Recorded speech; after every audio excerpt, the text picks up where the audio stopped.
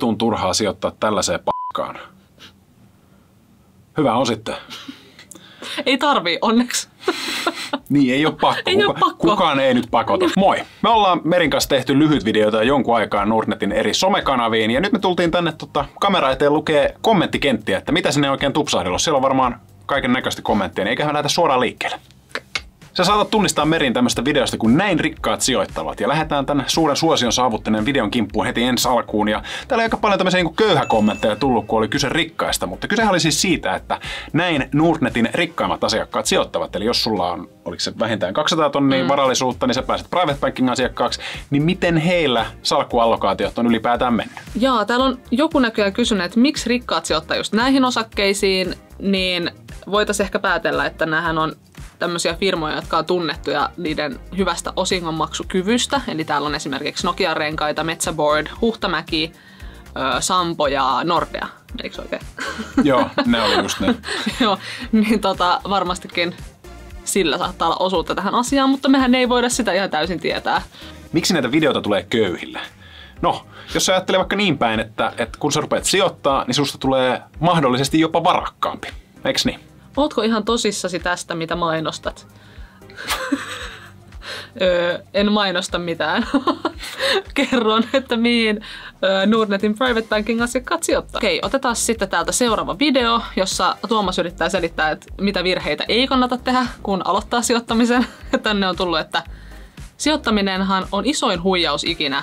Kokeneemmat myy vaan oman kasvun vuoksi, koska aloittaminen on miinakenttä, joten en kuuntelisi mitään vinkkejä. Itku, nauru, hymy. Mitäs sä vastaat tähän, Tuomas? Millä tapaa siis sijoittaminen on kusetus?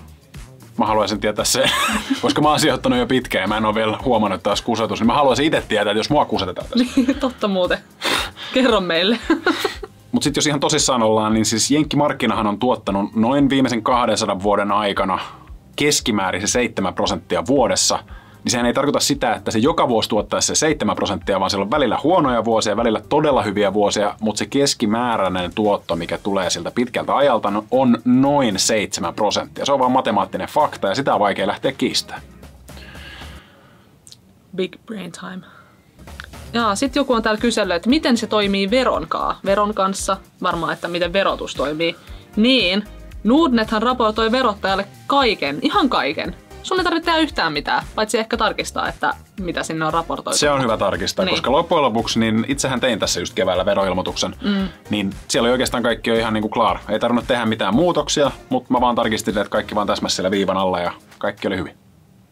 Very nice. Avasin salkun alaikäkäyttäjänä, laitoin rahaa ineen ja en voi edes tehdä mitään, rahat vaan jumis. Kuulostaa siltä, että sulla on vaan semmoset käyttäjätunnukset sinne, millä sä et voi tehdä siellä, koska sä oot alaikäinen. Niin siinä vaiheessa, jos sä oot alaikäinen, niin sun pitää tehdä vanhempien kanssa nämä sijoitukset. Eli se tarkoittaa sitä, että vanhemmilla pitäisi ainakin olla semmoset tunnukset, missä siellä sun tilillä voi tehdä niitä toimenpiteitä. Eli vanhempien kanssa vaan juttelemaan, niin kyllä se lähtee siitä sitten. Mä teen näitä hyvin käsin liikkeet. Anna pääomaa, niin sijoitan. Mun tulot on 1000 kuussa niin ja sitten 2 kappaletta itkunauruhymiöitä. Se on ihan ymmärrettävää, että jos on pienet tulot, niin se sijoittaminen ei välttämättä kuulosta hirveän fiksulta siinä vaiheessa, että jos kaikki menee niihin niin kuin normaaliin elämiseen ne rahat. Mutta jos sä saat nipistetty 15 € vaikka kuussa jostain muusta, oli se nyt sitten joku kahvipaketti, että ei ostakaan sitä kalleinta kahvia tai jättää sen yhden jonkun terassikaljan väliin tai muuta, niin sen jälkeen sulla alkaa olla se 15 € ylimääräistä, minkä jälkeen sä voit laittaa sen rahastoon kuukausisäästöön rullaamaan. User 42791364685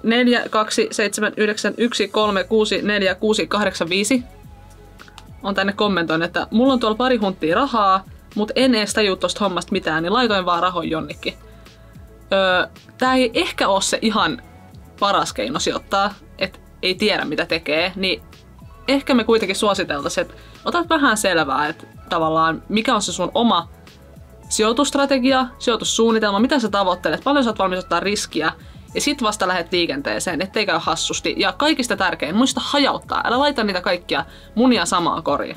Koska sitten jos se yksi sijoitus menee munille, niin se ei haittaa niin paljon, koska sulla on ne muutkin sijoitukset siellä, niin vaikka se menisi täysin nolliin, niin sen jälkeen sulla on ne muut vielä pystyssä. Täällä on kriitikko antanut kriittisen palautteen, eli olikohan nämä nyt ne olennaisimmat aloittelevan sijoittajan virheet? Ei kovin uskottava postaus Nordnetiltä nyt. Tässä on ihan hyviä vinkkejä. Nämä ei ehkä ollut nyt ne, tiedätkö, 5 top 5 virhettä, mitä aloittelevat sijoittajat tekee, mutta näillä pääsee aika hyvin alkuun.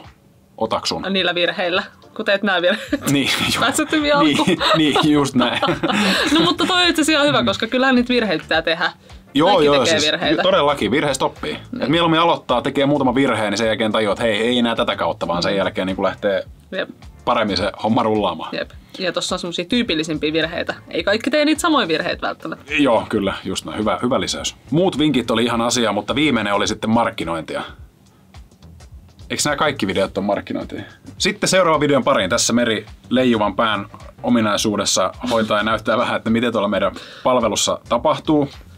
Tässä videossa siis kysytään, että haluatko sijoitusinspiraatiota, niin täällä on heti ensimmäinen kommentti, että en sinulta. Kyynel. Seuraava video. 10 000 kuukausi säästämällä. Tänne on tullut kans iso liuta kommentteja ja otetaan tästä vaikka ensimmäisenä tällainen. Ville tänne kommentoinut 23 vuotta ja kun tässä esimerkiksi tosiaan katsottiin, että kuinka paljon se 100 euron kuukausittainen säästösumma kasvaa 23 vuodessa, niin silloin tulee 10 000 täyteen. Niin tässä nyt sitten kaveri ihmettelee, että minkä takia pitäisi jaksaa säästää 23 vuotta, että saa vaan 10 000, että tuossa ajassa ehtii kuolla jo monta kertaa. Toki, jos sä pystyt säästämään enemmän kuin se huntin, niin ilman muuta, laita enemmän sen pelimarkkoja kiinni tonne pörssiin, niin totta kai silloin tuototkin on isompia. Tää nyt oli vaan tänne esimerkki, 100 on sellainen niin aika tehtävissä kumminkin, jollain tasolla aika monellakin, niin totta kai, mitä enemmän, niin sitä enemmän. Missä tämä 7% on ollut viimeiset 3 vuotta? No, jos me nyt katsotaan tuolta pörssistä, että mitä se niin kuin indeksitasolla on tuottanut.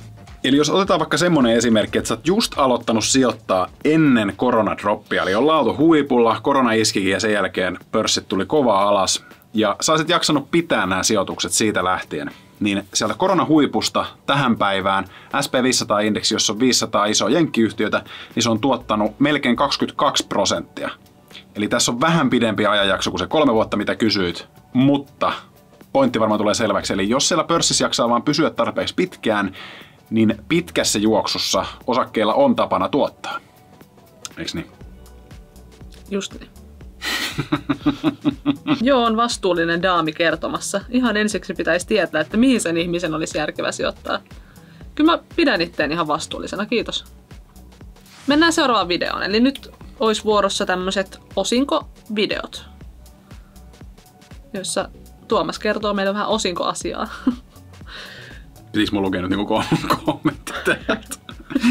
Mitä se helppo raha nyt oikein tarkoittaa, että ei sellaista sanaa ole tässä yhteiskunnassa? Niin mitä sä vastaisit? Mä vastaisin sen, että osingot on mun mielestä aika helppoa rahaa.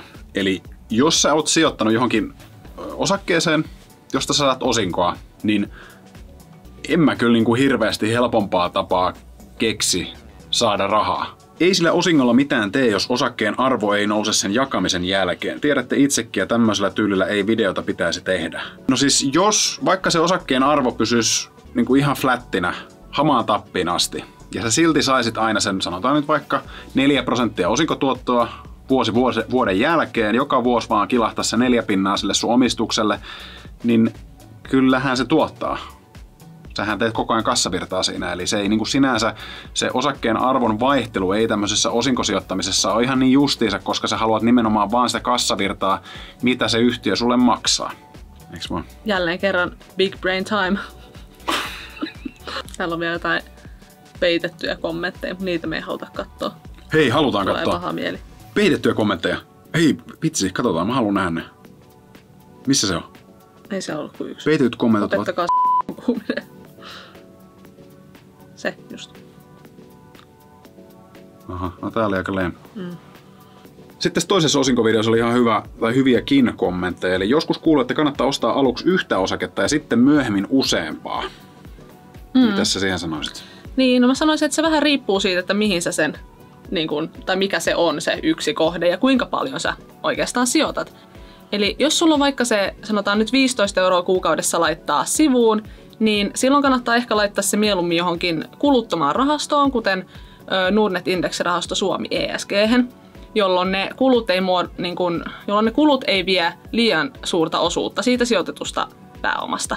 Sitten tässä on toinen kyssäri vielä, joka liippaa vähän niin kuin samaa aihetta. Eli voiko tulla tehdä mitään rahaa, mikä maksaisi vaivan, jos on semiköyhä ja ei pysty laittamaan mitään isoa summaa kerralla? Paljon suosittelet järkevää. Ja tässä on ehkä just tämä, mitä Meri sanoi, että jos ne sijoitettavat summat on hirveän pieniä, niin kannattaa lähteä rahastolla liikkeelle. Ja sen jälkeen, kun se sijoitettava varallisuus kasvaa, niin siinä vaiheessa ostaa vasta sitten osakkeita. Koska se ei ole niin järkevää ostaa sille 15 € niitä osakkeita, koska saattaa olla, että se kulu vie niin ison osan siitä yhdestä ostosta, että sitten se tavallaan tekee jo persnettoa heti saman tien. Rahastoissa, kun ei ole osto- eikä merkintäpalkkioita Nordnetin kautta, niin paljon fiksumpaa sitä kautta lähteä sijoittamaan. Siinä oli tämänkertaiset asialliset ja asiattomat kommentit Nordnetin TikTok-videoista. Muista pistää jatkossakin kommenttia, niin voidaan tehdä jatkossakin näitä videoita. Ja oliko tässä mitään järkeä? Muista kommentoida tähän videoon. Oliko tässä nyt mitään järkeä? Niin, olisi tässä mitään järkeä. Kun en mä tiedä. Sen takia mä pyysin laittaa kommenttiin. Mutta katsotaan, jos näitä tulisi lisää jatkossakin. Pistä tykkäystä ja kyllä te tiedät. Ensi kertaa, moro!